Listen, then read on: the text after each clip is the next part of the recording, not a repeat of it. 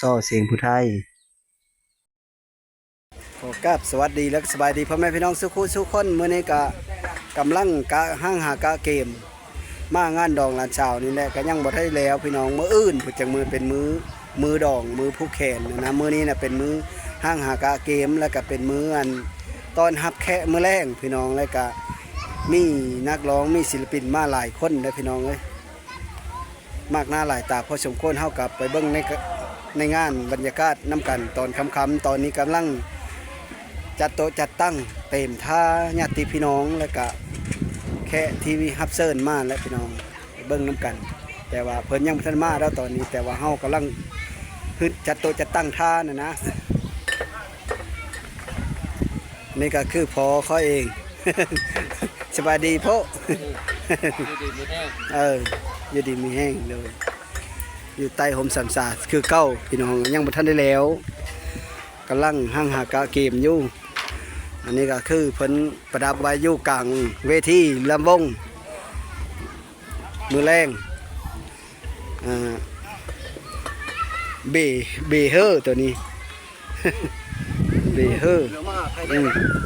ครบทิมเลยตู้ทีมงานของไอ้ดำคำโล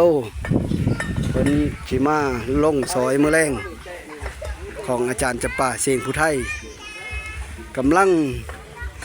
จัดผ้าซาก2 คนอยู่เทิงเวทีจัดผ้าม่านนี่ก็เซลมาแต่ไทยพุ่นแหละเซล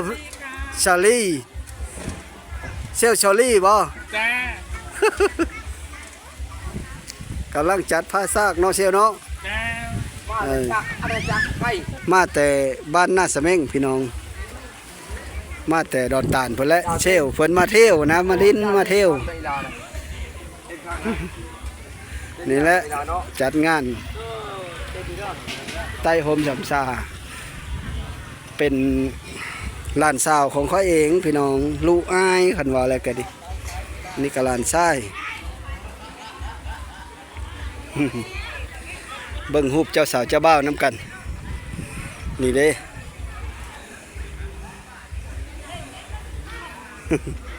เพิ่นก็ตกแต่งบ่อนนี่ก็คือบ่อนถ่ายรูปบ่อะไรก็ดีเวทีบ่อนฮับแคะพี่น้องนี่ลานสาวลานเคยซึ่งมือแรกนี่แหละเป็นมือดองเอากันมาหลายปีแล้วได้ลูกสาวแล้วแต่ว่าสักกะแต่งงานปีนี้พี่น้องเอ้ยแผนกแมคโครแผนกงานเพอนั่งเฮากับผ้ากันหาแนวไปซื้อโต๊ะหุ้นตั้ง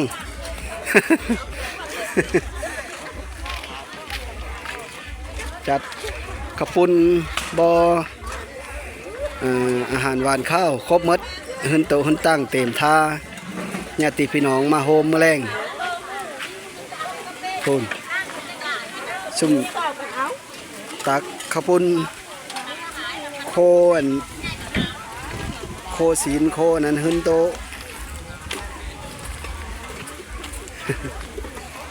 โอนซอยกันคนละไม้ละมือมาได้จ้างได้ว่านเนาะญาติพี่น้องมาซอยกันพี่น้องเลยบรรยากาศสดๆอยู่ในงานก็เฮ้พี่น้องเบิ้งฮะอยู่เฮิร์นพุ่นเฮ้พี่น้องเบิ้งน้ำกันบรรยากาศมากหน้าหลายตาพ่อจำโคนเลไอนี่ก็มา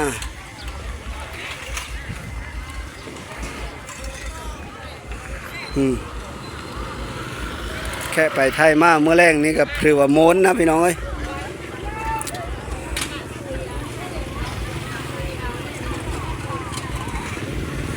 ร้านนี่ร้านลูกน้องชาย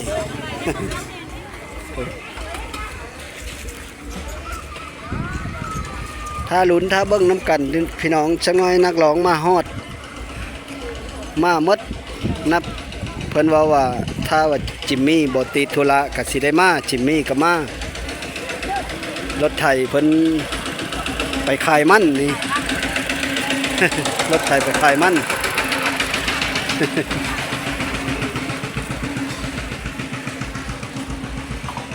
ชุ่มตำชุ่มยำแมโคครบสูตรซอยกันเฮ็ด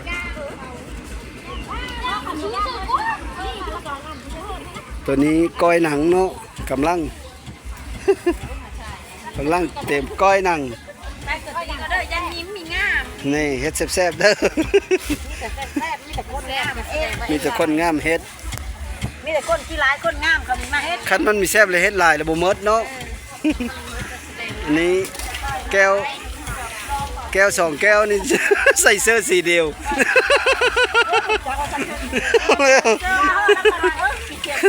อะไรแก้วแห้งกันใส่เสื้อสีเดียวหมด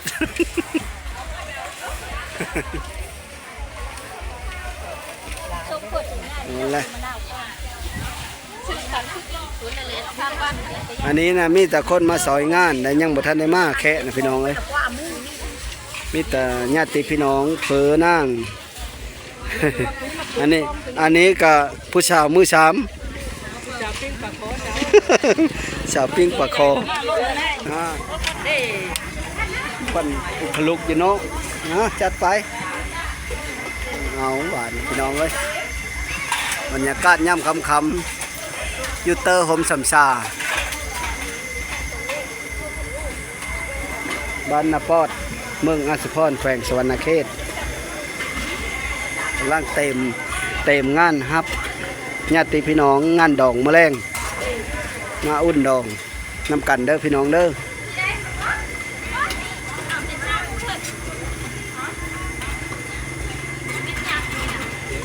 เอานั่นเราจะเมื่อแล้วบนนี้แล้วหมดสิก้อนคำจังน้อยจังเมื่อเราเอาบักลามาบ้านนี้ น้าแม่เพิ่นคุณสายลามบ่ได้มาแต่เอ้ย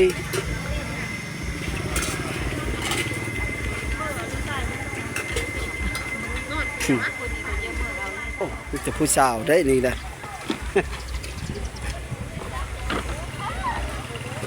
ผู้สาวน้อยผู้สาวใหญ่มีครบหมดแล้วพี่น้องเอ้ยมาซอยกัน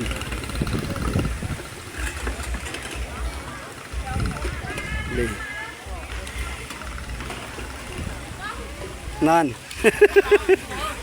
ยิ้มแน่เอ็น กับลูกสาวเขานะพี่น้องดอลล่าแล้วก็น้องเอ็นน้องดอลล่าลูกสาวเขาพากันหามเค้งนั่น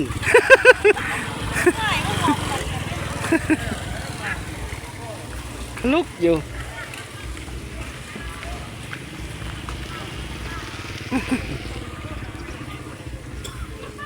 โหนายดองสักมาฮอดบ่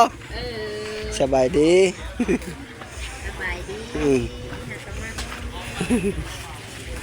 ดีแล้วลูกชายมีมาไม่ได้เหลืองเนาะเด็ดจุดแก้วเด็ดจับเจอได้แก้วนี่ได้ย้อนได้นะได้โง่พันสิใหญ่เลยโคตรพันน้อยโคตรน้อย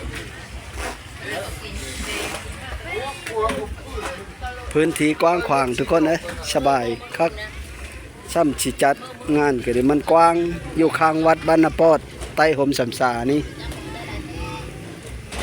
มีทั้งผู้บ่าวน้อยมีทั้งผู้สาวน้อยผู้นั้นเลยฮะผู้นั้นบ่ผู้สาวน่ะก็ดี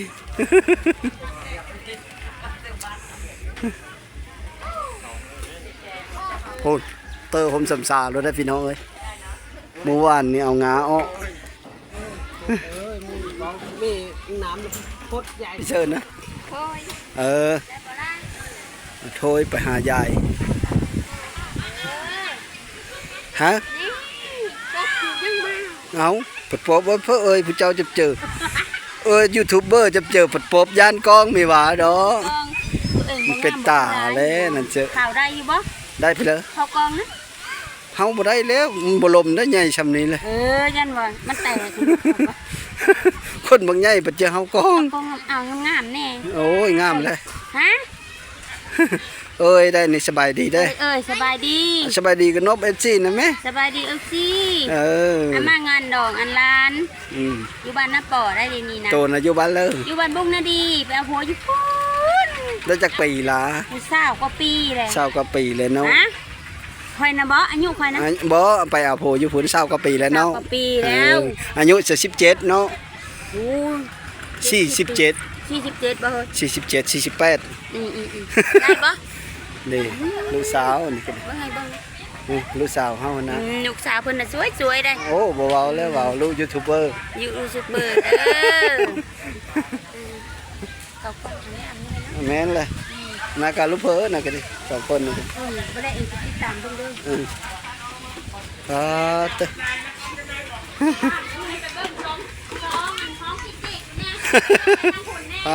ตึซื้อนั่นละคนนี้นะซื้อนั่นละนะสู้เอาคือจ้อยเดี๋ยวนี้เนาะตอนนั้นคือว่าเต็มกว่านี้พวกนี้ได้ซื้อนั่นละนะลำพอนเนาะ เขายืดเท้าทำไม่ได้ยืดเยอะ มาแรงสิเอาผู้บ่าวมาเฮอเด้อเอาลูกชายมาเฮอ นางโตเดียวเด้อ ผู้บ่าวมาหลายได้อมาแรงเลย จักปีละสู้ ใช่ ฮอดแล้วที โคตรแล้ว เออพวกนี้ได้พ่นเด้พ่นบ่ฮะฮอดบ่ท่านฮอดนะซะสองเลยซะสองก็ยังน้อยอยู่ยังงามอยู่ สาวน้อยพี่น้องกำลังจัดแจงแต่งจัดโต๊ะจัดตั้งนี่แหละเพื่อรับแขกแมลงพุ่นและเวทีกันดิแมลงนี่ก็เบิ่งเอาอันขาเต้นแต่ละคนเอามาถ้าเบิ่งน้ำกันลุ้นน้ำกันพี่น้องเอ้ยเฮิ่นอายคอยลุสาวลาเพิ่นพี่น้องเอ้ยลุเพิ่นก็มีอยู่4คนก็แต่งงานหมดแล้วก็ยังเหลือแต่อาจารย์จำปากับผู้นี้แหละแต่งผู้นี้แล้วก็ยังเหลือแต่อาจารย์จำปาและอายของนางปีนี่แหละ จากย่ามมือแรงมาพี่น้องกามีแค่คนมาโฮมหลายมากหน้าหลายตาพอสมควรตอนนี้ก็กำลังฮักแค่อยู่พี่น้องกำลังฮักแค่แล้วก็มีนักร้องมาหลายเสน่ห์เมืองลาวบ่และก็มีนักร้องรับเชิญหลายๆคนมาโฮมเป็นเกตในงานดอกมื้อนี้พี่น้องเอ้ย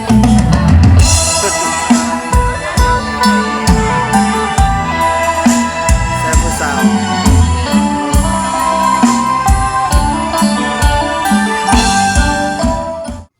ที่เราเห็นนี่ก็คือเจ้าภาพเป็นเจ้าพ่ออันเป็น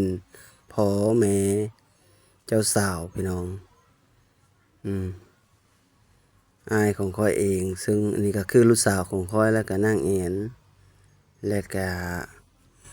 ค่อยบ่ฮู้ชื่อ นี่ก็พากันยืนฮับแคะพี่น้องยืนฮับแคะที่มาโฮมในงานอันนี้ก็คือน้องสาวของค่อยนั่งพิมพ์นี่ก็คือเอ้ยของค่อยเสื้อแดงนี่น้องสาวน้องสาวลาพากันมายืนฮับแคะเป็นเจ้าภาพนำกันนี่ก็แม่นน้องชายรู้นะสาวพี่น้องน้องชายคิงพากันยืนฮับแค่ฮับพี่ฮับน้องที่มาโฮมในงานและสบายดี ตอนนี้ก็แค่คนก็กำลังเริ่มมาพี่น้องสามคำตอนคำแต่ว่าค่อยก็ใส่เสียงสดบ่ได้เพราะว่าเพิ่นเปิดตู้ดังๆนะแต่ว่าเพิ่นเสพสดข้อกะยังบ่มั่นใจนะพี่น้องเสพสดก็ยันมันผิดกฎของ YouTube พี่น้องกำลังมีนักร้องมากหน้าหลายตาเพราะสมควรเป็นต้นกะแมนจิมมี่สิทธิพลและกะดาวดวงน้อยและกะมีนักร้องรับเชิญอีหลายคนพี่น้อง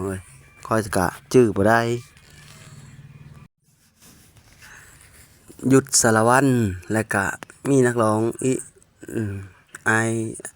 ทองดำคำโลหรือว่าอาจารย์ทองดำคำโลพี่น้องแล้วก็พร้อมด้วยทีมงานเทพพรไส้พี่น้องนักร้องมากครบหน้าพอตากันหลายขนาด ถือว่าเป็นงานดองที่ยิ่งใหญ่สำหรับบ้านเนาะบ้านค่อยเองก็บ่เคยเห็นว่างานดองมีแต่นักร้องแค่ฮับเซิร์นนี่ก็นักร้องแค่ฮับเซิร์นมีแต่คนดังทั้งหมดนั่นนะพี่น้องอันนี้ก็ผู้เสื้อแดงนี่คืออาจารย์จำปาเสียงผู้ไทยแหละเพิ่นก็เชิญคนมาทุกนักร้องภายในแขวงสวรรณเขตนั่นนักร้องแนวหน้าภายในแขวงสวรรณเขตถือว่าเยอะมาหลายคนเติบไปเนาะเยอะว่ามาหมดพุ่นละวงเทพพรไส้ขอทั้งหมดนี้ก็ขอขอบอกขอบใจขอขอบคุณน้ำพี่น้ำน้องที่มาโฮมเป็นเกตในของเสียดายไอ้ทองดำคำโลพี่น้องเอ้ยข้อกระใสเสียงสดไปได้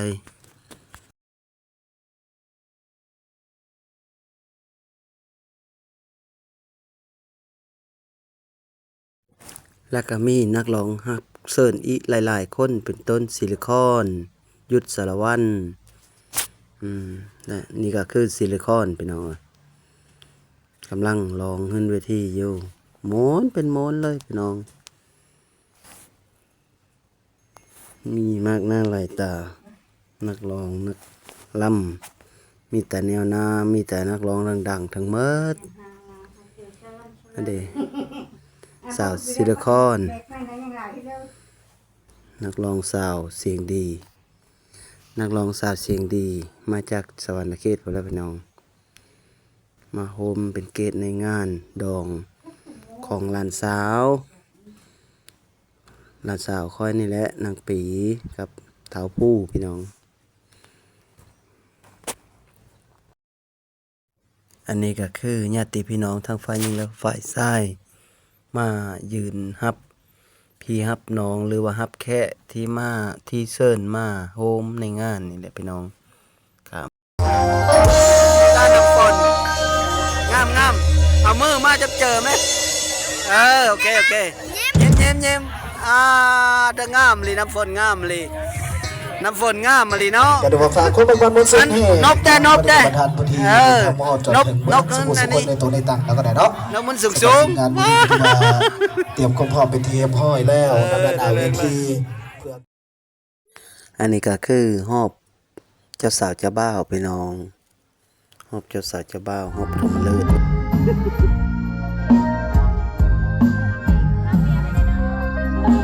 สบายดี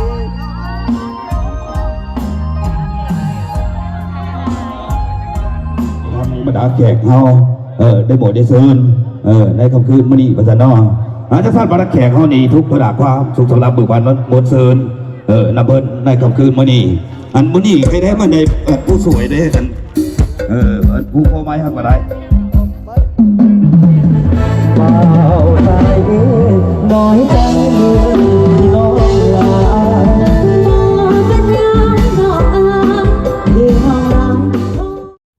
าเบิ่งบรรยากาศสดๆนำพี่น้องเพราะว่ากลางคืนมันก็บ่ได้แจ้งปานเลิศนั่นนะค่อยก็ถ่ายให้เบิ่งซ้ำนี้แหละบนสู้เนาะแล้วก็ทางน้องสาวอุมาเจ้าภาพเขาได้หลายน้องงานดองหลานสาวนี่แหละถือพิเกตเลยทั้ง3แค่ก็มากหน้าหลายตาบ่สมคนดาวดงน้อยก็มาเสน่ห์เบิ่งลาวและก็นักร้องฮับเซิร์นหลายๆคนจิมมี่สิทธิพลก็มาพี่น้อยแล้วก็คนเล่นเซิร์ฟเด้อทางอันย้ำไปบ้านเขาเด้อเจ้าผู้ที่1มาสนอวงเทพพรไส้มาเบิดเลยผู้ที่2นี้ทาง เพื่อนหลานสาวไว้อยู่ใต้ต้นสักษาบ้านนป้อนนี่แหละถือว่ามากหน้าหลายตาพ่อสมโภชเขาดึงเกตเด้อทั้งย้ำไปบ้านเขาเด้อน้องสาวทองใบที่มาโฮมในงานแล้วก็น้องสาวแก้วภรรยากำลังบุญสูเฮาโตเฮาตั้งหลายอยู่แล้วก็น้องสาวโบบานจะพา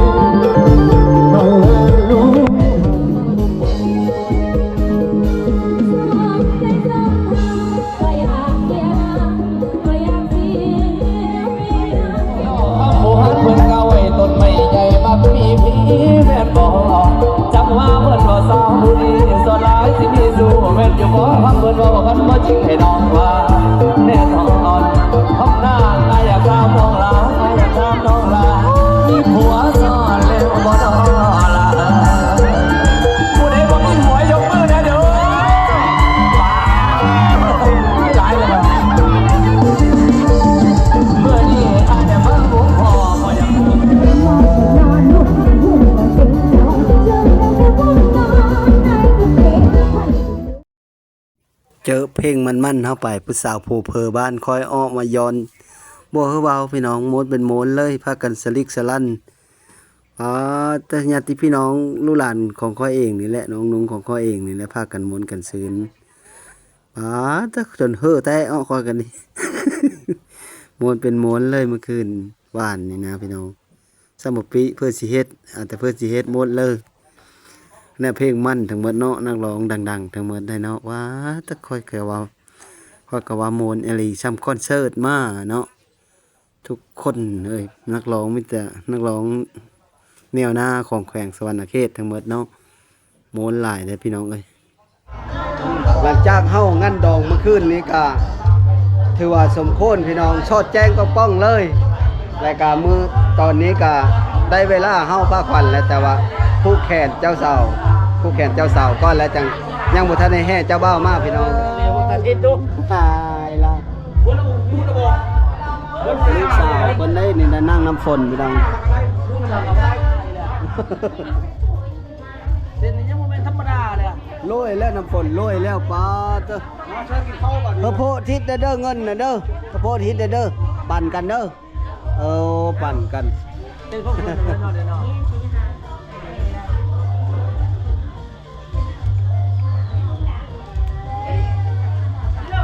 อันแพ้ยังเคยนี่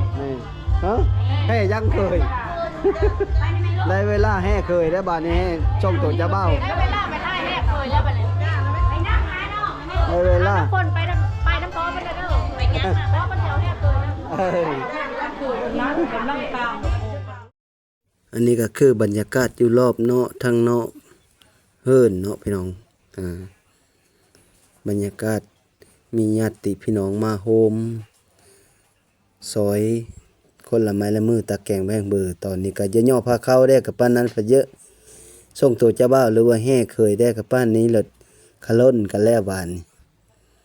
ก็เลยอันไปแห่เคยก้อนพี่น้องพุ่นแหละเคยกับเพิ่นอยู่พักอยู่หั่นผมสำสานี้กะเพิ่นก็บ่ได้มาหลายแล้วญาติพี่น้องทางฝ่ายซ้ายหรือว่า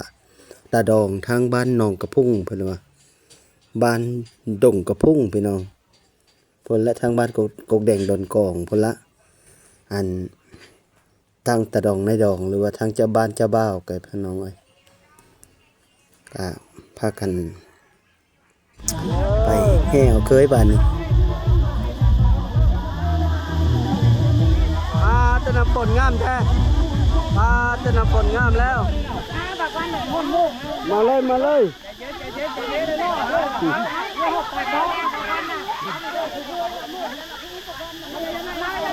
ลามมาแล้วสนุกขึ้นแล้ว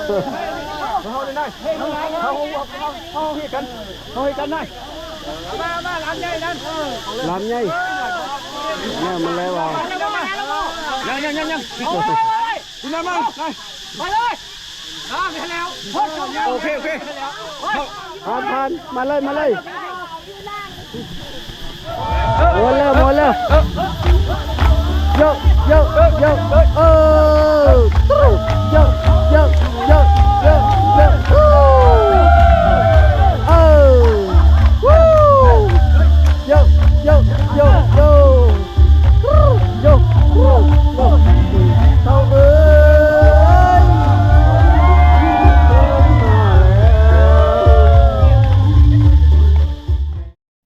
ตอนนี้ก็แห่เคยไปย่างสนุกสนานพี่น้องเอ้ยพากันปีบกันโห่จังไปแล้วพี่น้องญาติพี่น้องที่มาโฮมในงานก็มี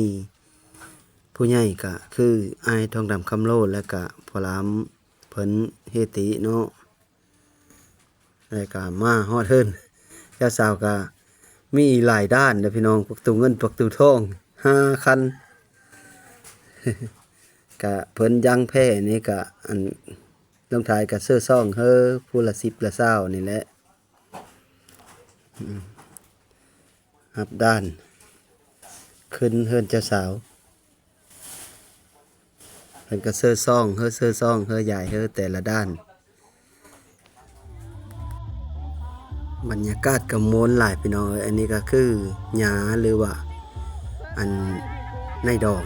แม่เจ้าบ่าวพี่น้องเป็นผู้เสื้อซองเธออันลูกหลานที่ยังแพ้ปักตูเงินปักตูทองเพิ่นตามเพิ่นเคยเฮ็ดมาพี่น้องเอ้ยพากันเฮกันตุ้นเฮามากำลังสิเฮินปลดไปเทอละคัน แห่กันย่างหมุนซื่นลื่นเริง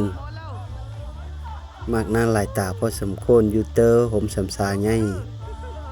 ทางเฮาวัดบ้านนาปอดพี่น้องเลยหมุนขโมนแท้ๆได้ตอนแห่เคยส่งตัวเจ้าบ่าวขโมนหลายญาติพี่น้องมาหุมมาโฮมาหุมมาตอมสะดอกพากันมาซอยกันผูกแขนหรือว่าให้เคยส่งตัวเจ้าบ่าวส่งตัวเจ้าบ่าวเรียบร้อยมาดิพี่น้องเอ้ย